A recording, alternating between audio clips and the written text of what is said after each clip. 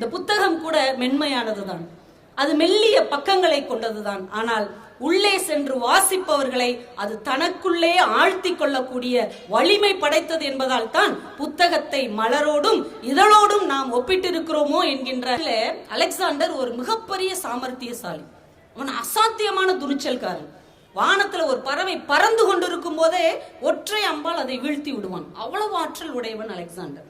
காட்டுக்குள்ளே ஒரு விலங்கு 4 கால் பாய்ச்சலில் பாய்ந்து ஓடும் போது ஒற்றை அம்பினால் அதை வீழ்த்தி விடுவான். அவ்வளவு ஆற்றலும் துணிச்சலும் நிறைந்தவன் அலெக்சாண்டர். கிரேக்கத்தின் மேல் படையெடுத்து போகிறான். இவர்கள் வெற்றி கொண்டு விட்டார்கள். வெற்றி கொண்ட ஒரு நாடு தோற்கடிக்கப்பட்ட நாடை எப்படியெல்லாம் சிதைக்கும் என்பது நமக்கு தெரியும். ஆனால் அந்த ரணகளத்திலும் அலெக்சாண்டர் அந்த கிரேக்க நாட்டை சேர்ந்த பிண்டார் என்கின்ற ஒரு கவிஞனின் வீட்டை சிறு கீறல் கூட விழாமல் காப்பாற்றினான் என்று வரலாறு சொல்லுகிறது. தன் சொந்த நாட்டில் இருக்கக்கூடிய கவிஞனை, நம் மொழியிலே எழுதக்கூடிய ஒரு எழுத்தாளனை, நம்முடைய இலக்கியவாதியை நாம் எப்படி போற்றுகிறோம், நாம் எப்படி கொண்டாடுகிறோம் என்பது இங்கே ஒரு கேள்வியாக இருக்கிறது. எழுத்தாளன் என்பவன் தனக்காக எழுதுகிறவன் இல்லை நண்பர்களே.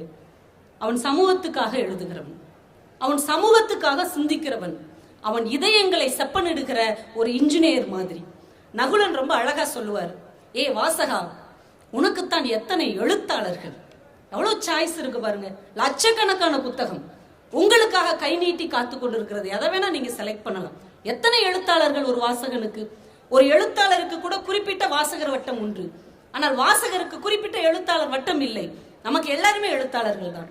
நம்முடைய ரசனை மாற மாற எத்தனை எழுத்துக்களை வேண்டுமானாலும், எத்தனை எழுத்தாளர்களின் எழுத்துக்களை வேண்டுமானாலும் வாங்கி படிக்கக்கூடிய ஒரு வாய்ப்பு ஒரு வாசகனுக்கு தான் இருக்கிறது. நான் முத்துக்குமாருடைய அப்பா பயங்கரமான புத்தக பிரியர்.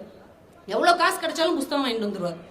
அவரை பத்தி முத்துக்குமார் சொல்றாரு, ஒரு மூட்டை புத்தகம் யாராவது பரிசளிப்பதாக இருந்தால் என் அப்பா என்னையே விற்றுவிடக் கூட சம்மதப்படுவார் அப்படின்னு. மகனே கூட வித்துட்டு புத்தகம் வாங்கிட்டு வந்துருவார். அவர் ஒவ்வொரு புத்தகத்தையும் வாசிக்கும் போது அவருக்கு பிடித்த வாசகங்களை அப்படியே சிவப்பு மையினால் அடிக்கோடுடுவாராம். நம்மளும் நிறைய பேர் பென்சில் வச்சு அடிக்கோடுடுவோம் இல்லையா பிடிச்ச வரிகளை. முத்துக்குமாருடைய அப்பா பிடித்த வரிகளை சிவப்பு மையால் அப்படியே அடிக்கோடுடுவார். முத்துக்குமார் கேட்டிருக்கிறார், ஏன் பாப்பெல்லாம் கோடு போடுறீங்க அப்படின்னு. அதற்கு முத்துக்குமாருடைய அப்பா ரொம்ப அழகான ஒரு பதில் சொல்லியிருக்கிறார்.